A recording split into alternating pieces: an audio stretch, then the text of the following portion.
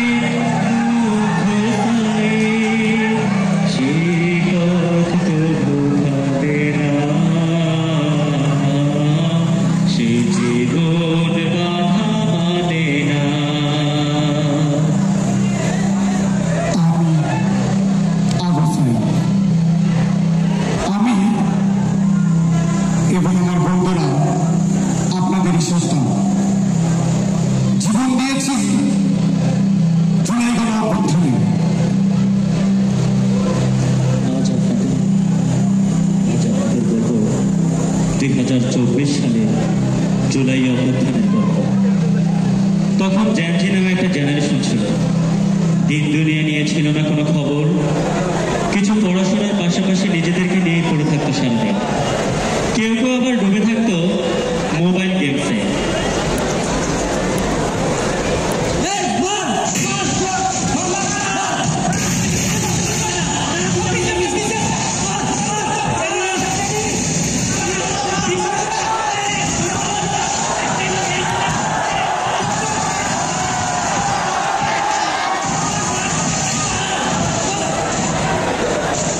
তাদের উপর আরেক নেশার নাম ছিল রিলস দেখা।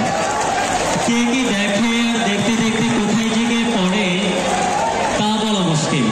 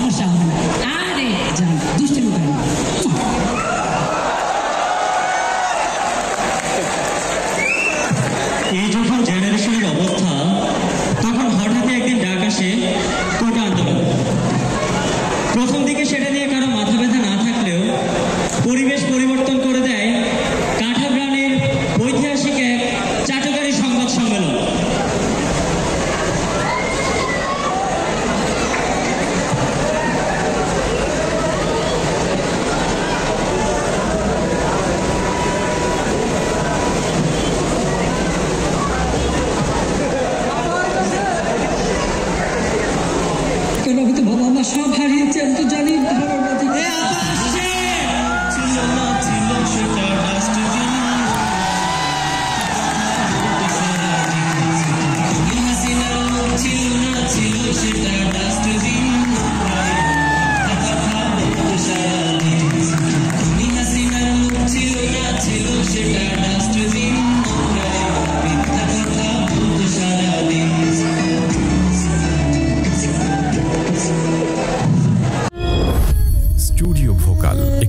ইসলামী সঙ্গীত, অডিও ভিডিও এবং যাবতীয় বিজ্ঞাপনের কাজ করা হয়।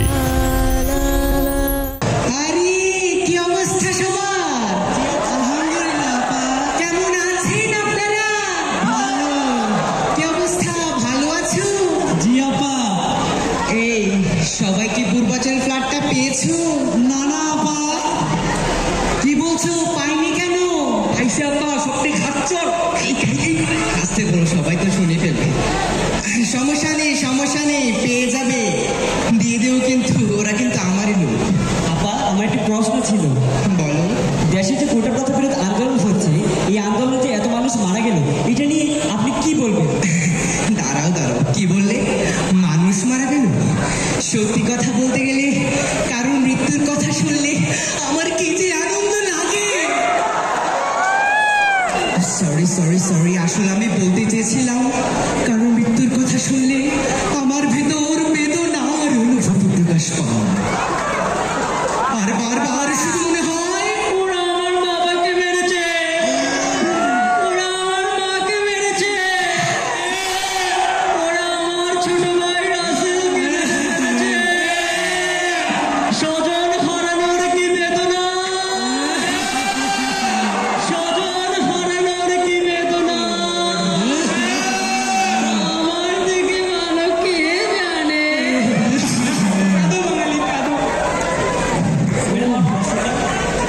আচ্ছা যাই হোক, বাদ দাও। আরে প্রবাস, কেমন আছো? আপা ভালো। আপা, আমার একটা প্রশ্ন ছিল। কেন নয়? আপা, ধরে নেন একটা সরকারি চাকরির পরীক্ষায় রাজাকারের সন্তান যেমন মেধাবী, একজন মুক্তিযোদ্ধার সন্তান সমান মেধাবী, এই ক্ষেত্রে আপনি আপা চাকরিটা কাকে দেবেন? দাঁড়াও, কি বললে তুমি? আমি তো দেখেছি। আমি কি দেখিনি? এই 2018 সালে জামাত বিএনপির ষড়যন্ত্রের কারণেই আমি কোটা তুলে নিয়েছিলাম। তারপর কি হলো? তারপর আমি যে এই ভুয়া মুক্তিযোদ্ধার কোটার নামে আমার লীগের ছেলেপেলেদেরকে চাকরিতে ঢুকাতাম, সেই পথ এখন বন্ধ হয়ে গেছে। এই জামাত বিএনপির ষড়যন্ত্রের কারণে আমি আমার ছোট ভাই রাসেলকে হারিয়েছি। আমি আমার বাবাকে হারিয়েছি। স্বজন হারানোর কি বেদনা, স্বজন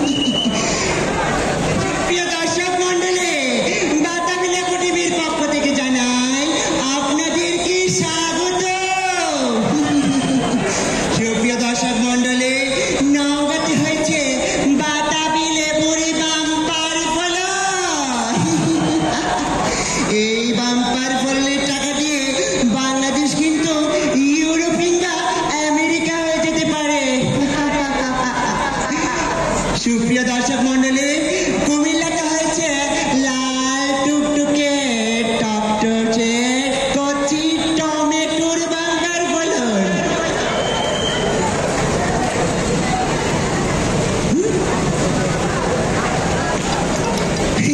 দুঃখিত দর্শক মন্ডলী, আসলে টিভি কেউ বন্ধ করে নাই, ইন্টারনেটের মতো টিভি নিজে নিজেই বন্ধ হয়ে গেছে। এই সাময়িক সমস্যার জন্য কেউ দুঃখিত নয়। সুপ্রিয় দর্শক মন্ডলী, আপনাদের মাঝে নিয়ে এসেছি বাংলাদেশের বুদুম বুদুম খেলার খবর নিয়ে। সুপ্রিয় দর্শক মন্ডলী, বাংলাদেশের জনপ্রিয় খেলোয়াড় সাকিব আল হাসান বলেছে এবারের বিশ্বকাপ তিনি আনতে না পারলেও পরবর্তী ফুটবল বিশ্বকাপ কিন্তু তিনি এনেই ছাড়বে, সোর্স চালাই দেন। ধন্যবাদ সবাইকে এতক্ষণ আমাদের পাশে থাকার জন্য। সাপোর্ট দিলে কিন্তু সাপোর্ট পাবে। পরদিন থেকে সারা দেশে বেড়ে যায় আন্দোলনের তীব্রতা। গুন্ডা বাহিনীর বিপরীতে একে একে ইতিহাসে মহাবীর হয়ে সামনে আসতে থাকে ছাত্ররা। কেউ বুক পেতে দেয়, কেউ আবার মাথা উঁচু করে দাঁড়ায় ঘাতকের বুলেটের সামনে। ভাই এই মোবাইল দাঁড়াই সব বসে যায়, ওই বাইরে বসে যাবে।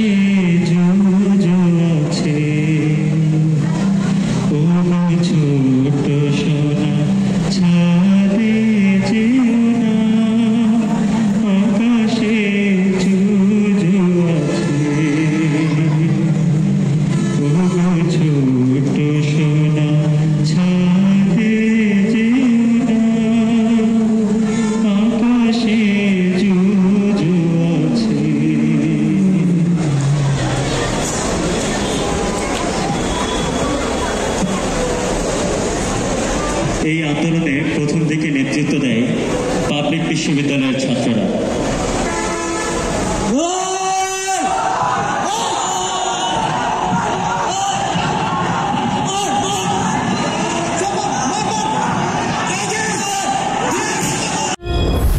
স্টুডিও ভোকাল, এখানে ইসলামী সঙ্গীত, অডিও ভিডিও এবং যাবতীয় বিজ্ঞাপনের কাজ করা হয়।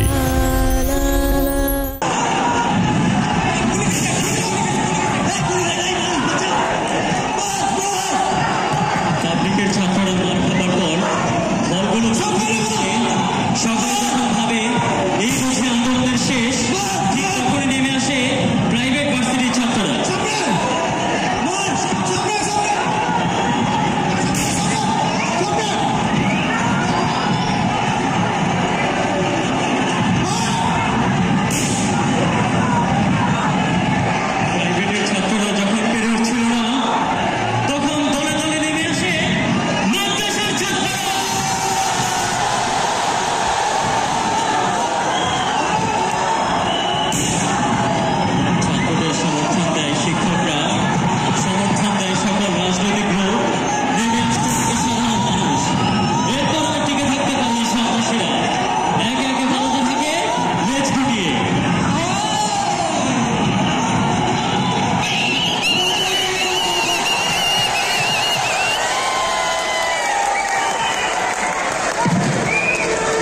এ পর্যায়ে সরকার থেকে আসে আলোচনাটা, কিন্তু শত মানুষের লাশের উপর দিয়ে কি আলোচনা হয়?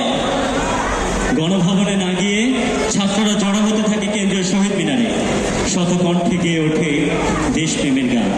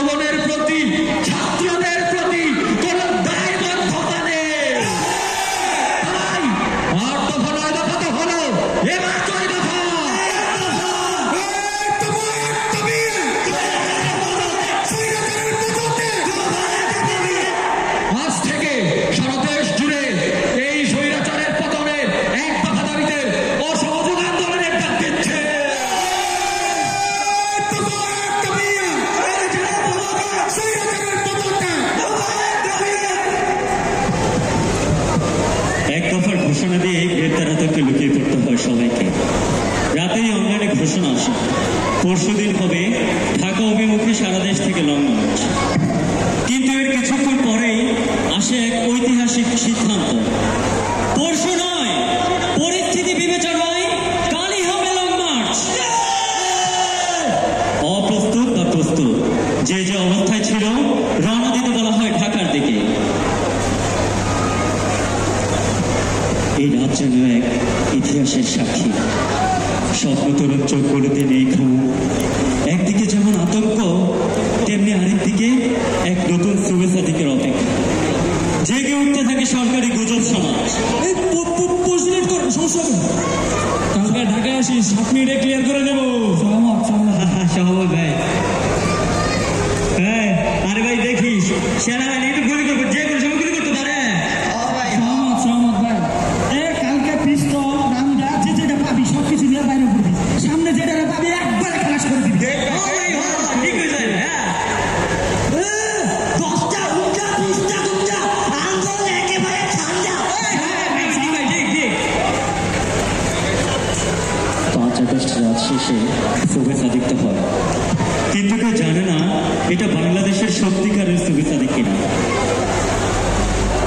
বেলা গড়িয়ে 10টা-11টা। টিভিগুলোতে দেখানো হয় ঢাকার রাস্তা একদম ফাঁকা। কিছু মানুষ ঝুঁকি মারলেও একত্রিত হতে পারছিল না তেমন কেউ। এক একজনের মনে এক এক রকম আতঙ্ক। এত রাজনৈতিক বিভেদের মাঝে কেউ কাউকে ধোঁকা দিবে না তো? জীবনের সংখ্যা নিয়ে ধর্মীয় বিভেদকে পাশে রেখে আসবে কি সবাই? কওমি আলিয়া মত পার্থক্য ভুলে নামবে কি আলেম সমাজ?